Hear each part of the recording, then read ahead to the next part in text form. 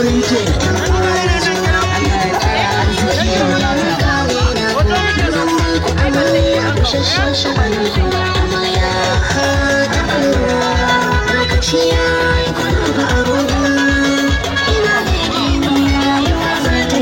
Wannan gaskiya ne.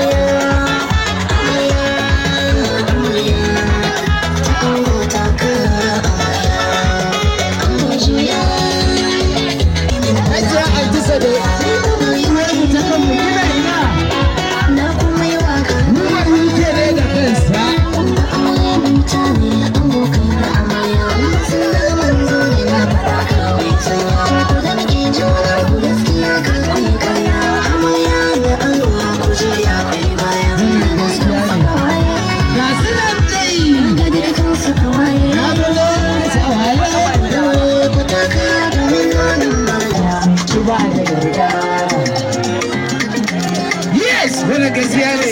Maka aboki soyayya kafin ka zai kuku zai jinjina maka idan ka jure a gaba akwai yaro. Zata so ka kara ka aure ta kara ta haifa ma yaya uku. Mai juriya shi yake dacewa. Idan da rai za ka tuna da zance na idan kai nasara abokina.